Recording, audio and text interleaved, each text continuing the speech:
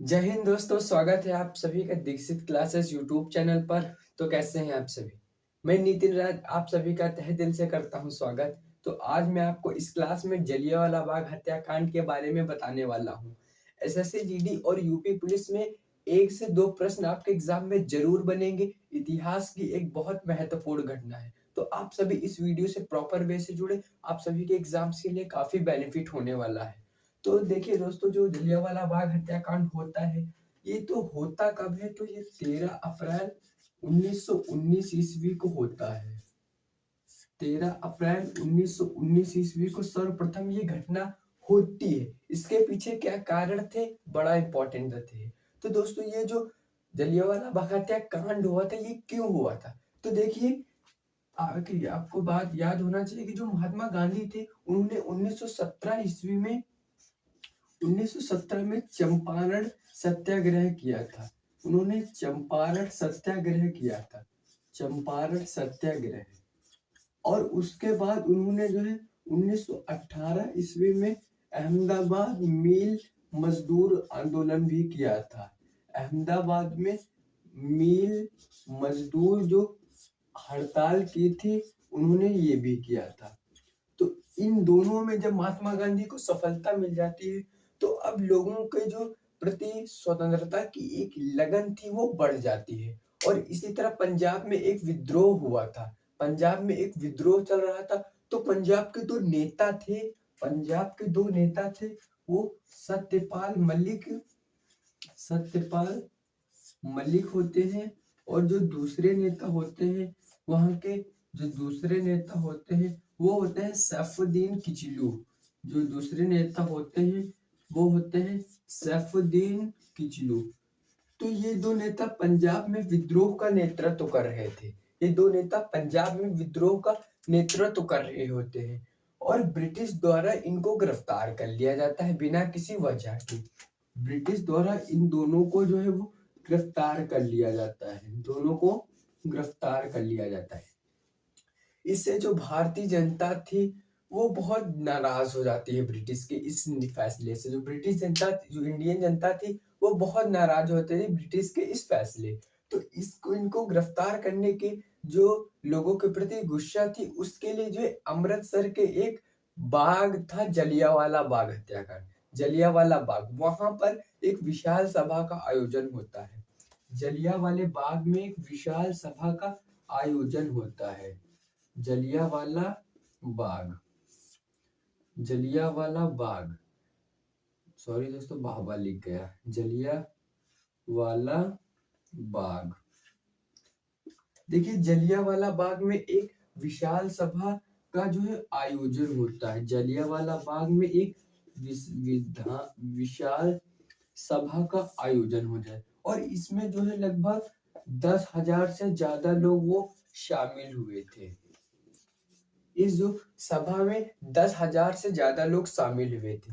फैसला मुद्दा इनका ये था, ये शांतिपूर्वक सभा कर रहे थे। और इनका जो ये था कि इनको गिरफ्तार क्यों ब्रिटिश द्वारा किया गया है। तो वहां का एक महत्वपूर्ण जो इनकी सेना का गवर्नर जनरल था, जो सेना का गवर्नर था, ब्रिटिश सेना का जो गवर्नर था, उसका जो नाम था वो जनरल डायर था। वो कौन था? वो जनरल डायर था। जनरल डायर था। ये आपको नाम याद रखना है, जनरल डायर।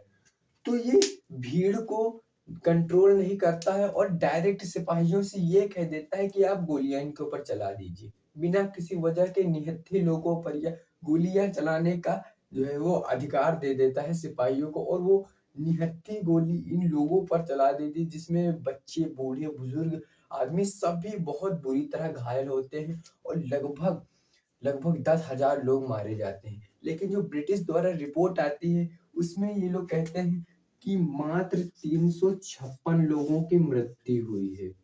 कितनी? मात्र 356 लोग ही मारे गए हैं। तो इससे जो भारतीय थी, वो और ज्यादा इनसे खफा हो गई। इसके लिए जो है इनके द्वारा जो वो जांच के लिए एक समिति बनाई जाती है।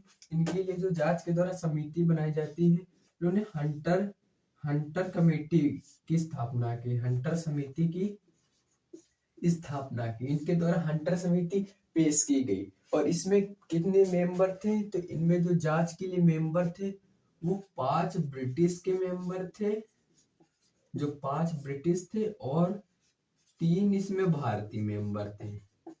लेकिन जो ये रिपोर्ट आती है, इस रिपोर्ट को भारतीयों द्वारा असफल कर दिया जाता है, इसको स्वीकार नहीं किया जाता है, क्योंकि इसमें जो ज्यादातर जो मांगे थी वो ब्रिटिश के हक में थी। तो भारतीयों द्वारा हंटर कमेटी का विरोध किया जाता है, और इसकी जलियांवाला बाग हत्याकांड की जांच के लिए जो है फिर से इनके द्वारा एक जो है वो समिति बनाई जाती है। और वो कौन सी होती है, तो वो तहकीकात समिति होती है। तहकीकात तहकीकात समिति बनाई जाती है। तहकीकात समिति बनाई जाती है। इसके जो अध्यक्ष होते हैं वो मदन मोहन मालवीय होते हैं। इसके जो अध्यक्ष होते हैं वो मदन मोहन मालवीय इसके अध्यक्ष होते हैं। और ये जो समिति होती है वो सही रूप से रिपोर्ट भारत में पेश करती है, और इसका जो सही वर्णन था वो इस कमेटी में दोस्तों पेश किया जाता है। अब इस जो है जलियांवाला बाग हत्याकांड इतना ज्यादा घातक हुआ था कि इसे भारत के इतिहास में एक महत्वपूर्ण स्थान मिलता है। इस घटना से प्रभावित होकर जो ब्रिटिश ने रविंद्रनाथ टैगोर को एक उपाधि दी थी, सर की उपाधि दी थी। कौन सी? सर की उपाधि। सर की उपाधि। तो रविंद्रनाथ टैगोर ने इसको वापस कर दिया था।